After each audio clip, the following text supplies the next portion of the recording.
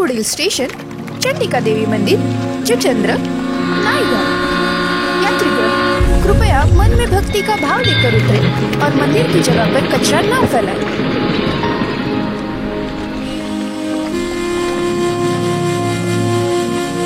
नमस्कार मित्रांनो, आज आपण आपल्या शहरातील एका पवित्र, ऐतिहासिक आणि निसर्गरम्य स्थळाला भेट देणार आहोत। चंडिका देवी मंदिर, जुचंद्र।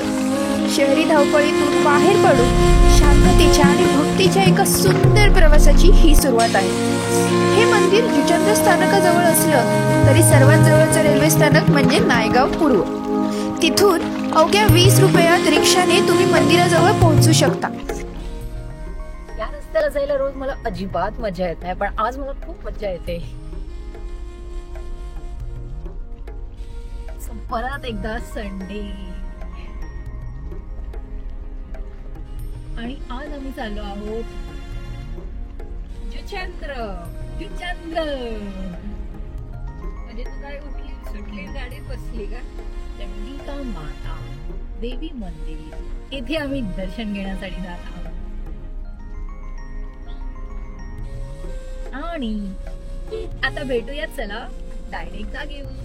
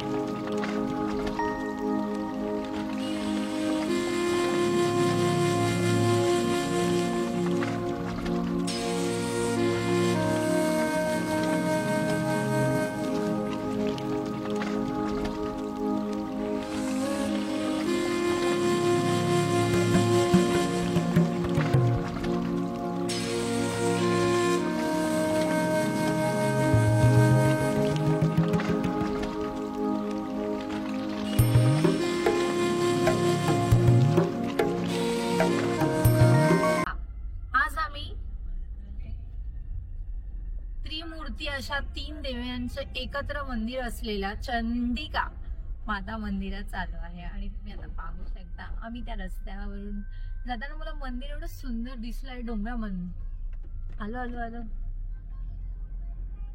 इथे ट्रेन जाते। जुचंद्रचा ट्रेनचा रस्ता पाटा तुम्ही आता पाहू शकता। आम्ही टर्न मार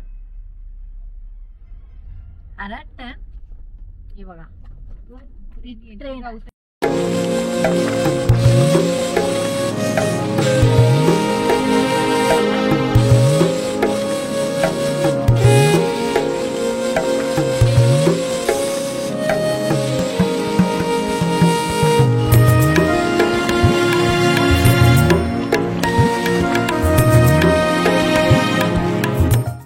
श्री चंडिका देवी उड्डाणपूल म्हणून नवीन उड्डाणपूल बांधत आहेत।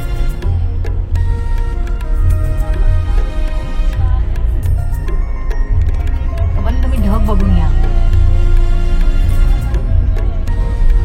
ब्रिजच्या खालून ढग कसं दिसतो बघा।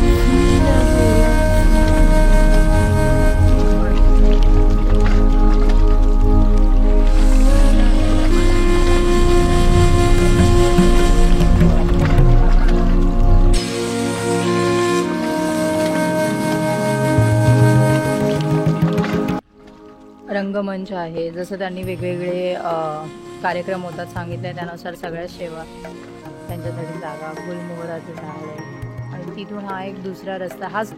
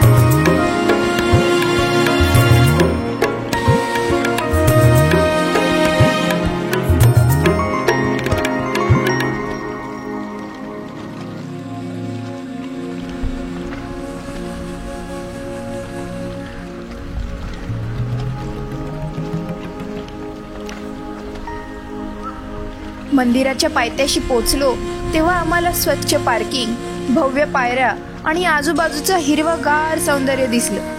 पूजेचं सामान विकत घेण्यासाठी खास सोय आहे.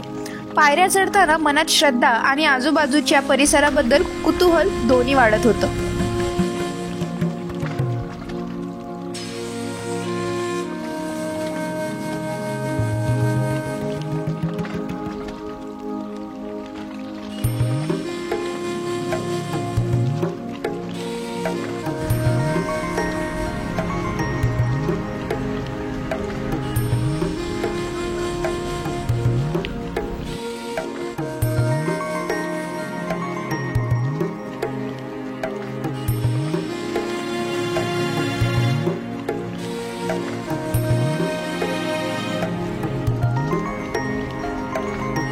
हा तो रोड लेफ्टने जायचा असेल तर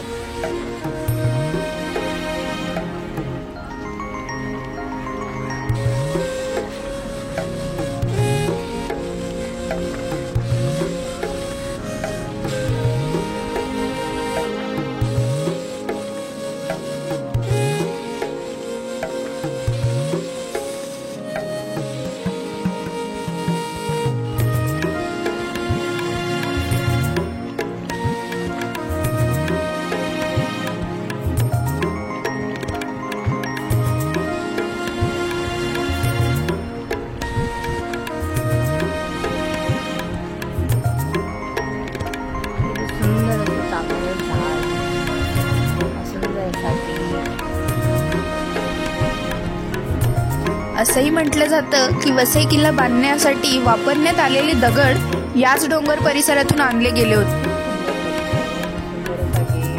वडाची फार जुनी अशी झाड आहे. चाफ्याचं इथे एक झाड आहे आणि या देवाला मस्त अशी चाफ्याची फुलं दिलेली आहेत आणि मध्ये मध्ये पण त्यांनी खूप सुंदर अशी झाडं लावली आहेत. छान असा परिसर आहे. एक झाड आहे त्या तोडलेले स्टील ते परत आलं आहे आणि आजूबाजूला पण सुंदर अशी झाडे आहे.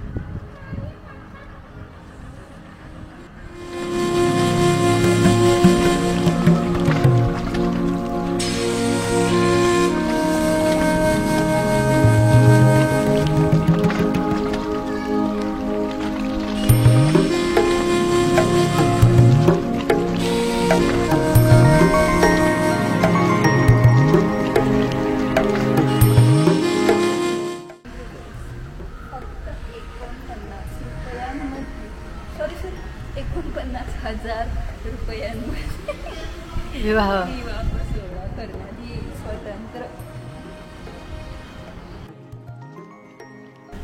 बाजूने चालत त्याला पण एक रस्ता जुना रस्ता जातो मंदिरात.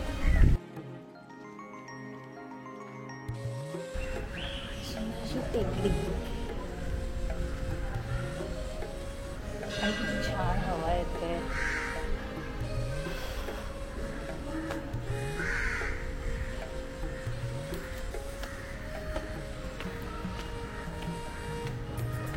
आणि मुख्य म्हणजे इथे 3 देवे आहेत आणि यामध्ये 3 भाई आहेत एकत्र. 200 पायऱ्या आहेत. 100 पायऱ्यांवर तर आमचं एक छोटंसं भांडण झालं आणि उरलेल्या 100 पायऱ्या आम्ही एकत्र करत आहोत. स्थानिक मान्यतेनुसार हे मंदिर पांडव काळातील आहे. जरी याचे ठोस ऐतिहासिक पुरावे उपलब्ध नाहीत तरी भक्तांच्या श्रद्धेमुळे हे ठिकाण खूपच महत्त्वाचं बनलं आहे.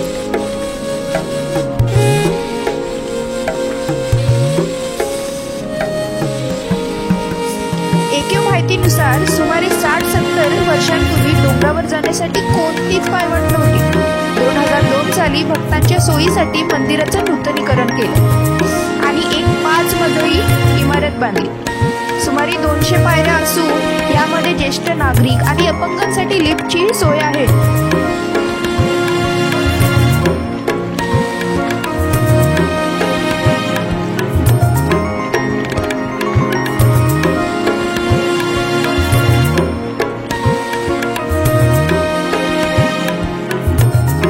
मंदिर एका दगडी गुहेत वसलेलं असून इथे चंडिका, कालिका, महिषासूर मर्दिनी आणि गणेशाच्या सुंदर दगडी मूर्ती आहेत. डोंगराच्या माथ्यावर पोहोचल्यावर देवीचं दर्शन घेतलं. तिचं तेजस्वी रूप, सजावट आणि मंदिराचं रमणीय वातावरण खरंच मनाला शांती देणारं होतं.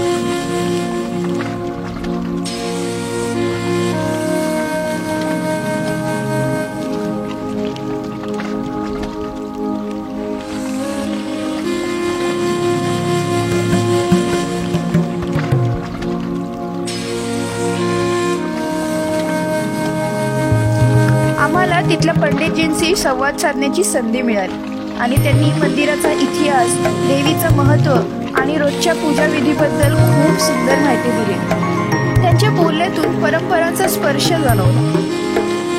हे तुम्ही व्हिडिओमध्ये पाहू शकता.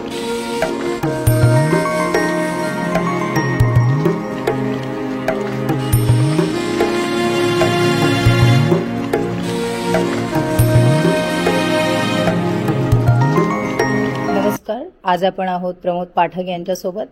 मंदिराविषयी आणि इथे कसं पोचायचं याबद्दल आपण थोडीशी माहिती जाणून घेऊया. नमस्कार. हे चंडिका मंदिर, ग्रामदेवी चंडिका न्यास नावाचं मंदिर आहे. हे झुरचंद्रमध्ये.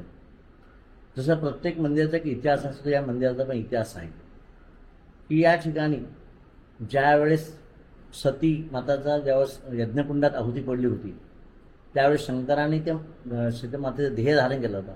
त्यातला एक अंश या ठिकाणी पडलेला आहे.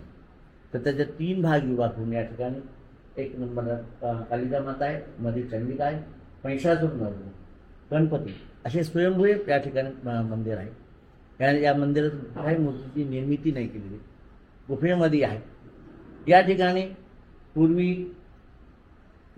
पांडवकालीन या ठिकाणी लोक पांडव आलेले असेल तर या ठिकाणी इतिहासात सांगितलं जातं. ती जी गुफासारखा रस्ता दिसतोय तिकडनं पांडव आले होते आणि या बाजूला पूर्ण दरी होती आणि इकडे उंच कठाडा होता, कडा होता. त्या दाराने तिकडनं आले. त्या ठिकाणी देवीची आराधना केली, देवीकडून वरद प्राप्त केला आणि युद्धामध्ये त्यांनी जय प्राप्त केला. त्यावेळेपासून या ठिकाणी असंख्य लोक आलेले. नंतर भाविक सुविधासाठी या ठिकाणी छोटा रस्ता होता, परंतु भाविकांच्या मदत कार्याने या ठिकाणी 200 पायऱ्याची निर्मिती केली. नंतर पूर्वेच्या द्वाराला जे ज्येष्ठ नागरिक आहेत किंवा अपंग आहेत, वयोवृद्ध आहेत, अशा माणसांना त्रास म्हणून या ठिकाणी लिफ्टिक लावलेली आहे आणि त्या लिफ्टच्या साहाय्याने अनेक लोक भक्त या ठिकाणी येतात.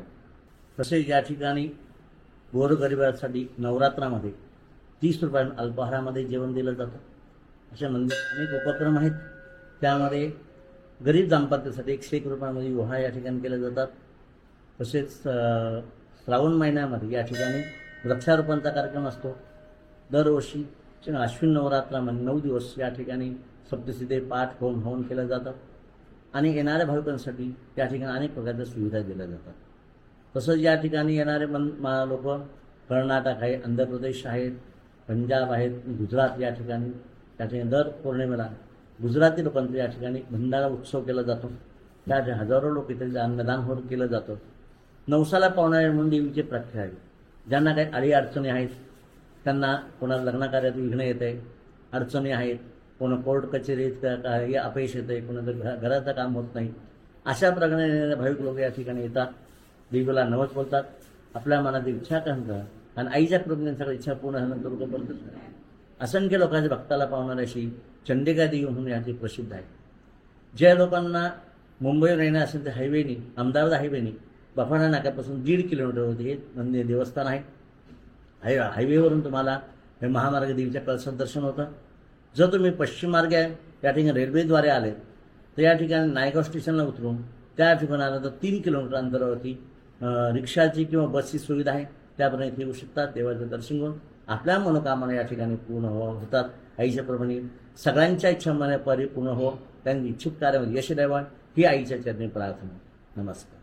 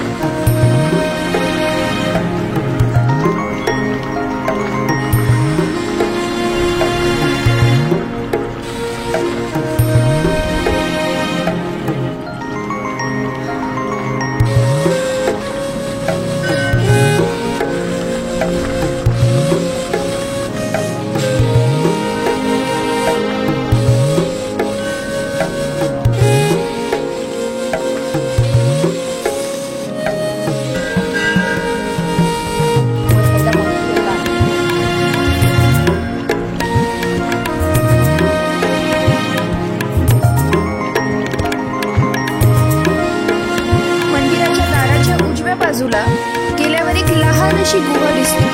तिथे जवळ पक्षी व प्राणी यांच्यासाठी पिण्याच्या पाण्याची सोय आहे व या टाकीला माकड टाकी असं देखील म्हटलं जातं.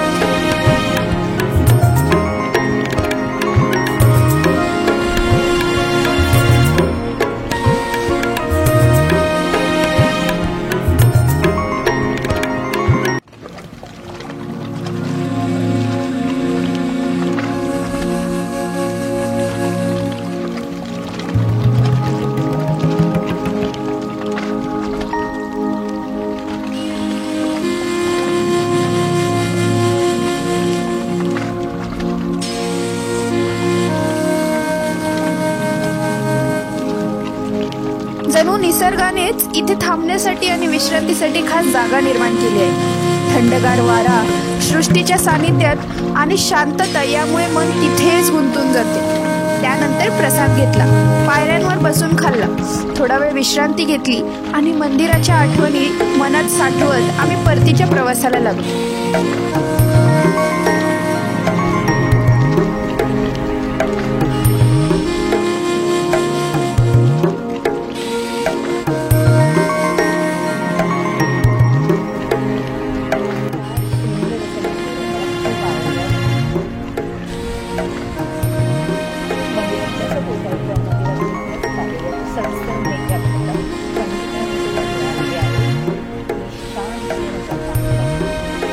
How you went that side?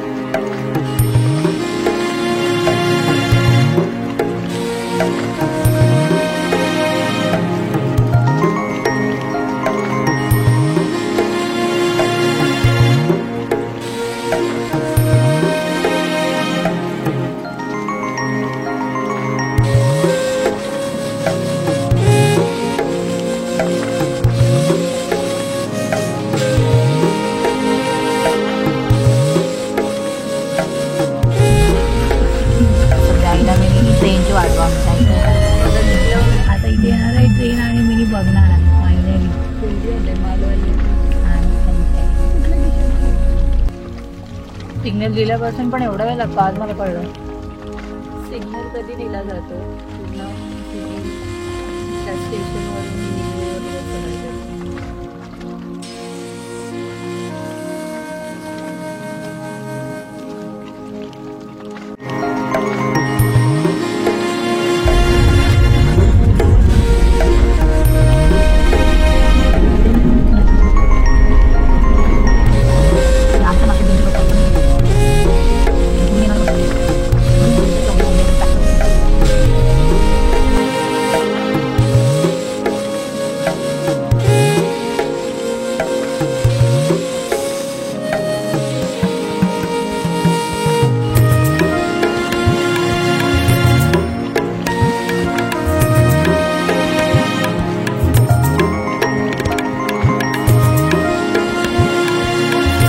परतीच्या मार्गावर आम्ही उमेळ गावातील एक सुंदर गणपती मंदिर पाहिले. अतिशय स्वच्छ आणि शांत अशा या मंदिरात गणपती बाप्पा आणि श्रीकृष्णाची मूर्ती होती. सुंदर सजावट, फुलं आणि हिरवाईमुळे मंदिरात एक अनोखा आध्यात्मिक आनंद मिळाला.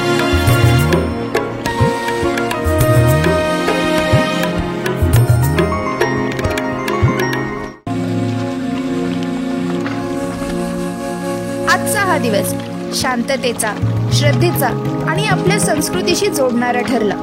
आपल्या शहरात अशी स्थळं आहेत याच्यावर खूप अभिमान वाटतो.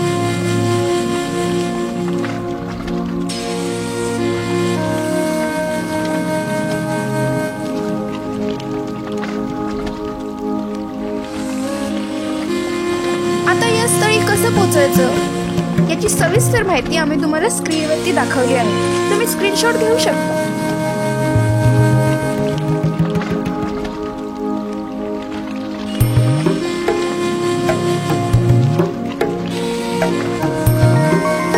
आमचा हा एतवार फेरीचा अनुभव तुम्हाला कसा वाटला? असेच आणखी अनुभव पाहण्यासाठी तुम्ही हा पुढील व्हिडिओ पाहू शकता.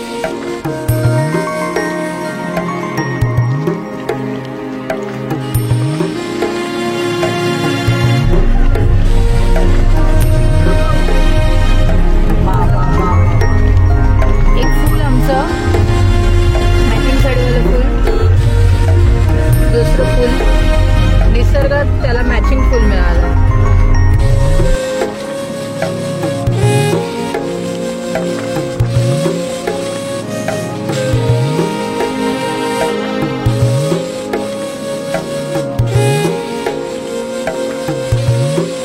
अशा पुढील धार्मिक, नैसर्गिक परिसरांचा सुंदर रमणीय अनुभव घेण्यासाठी पुढील व्हिडिओ नक्की पहा.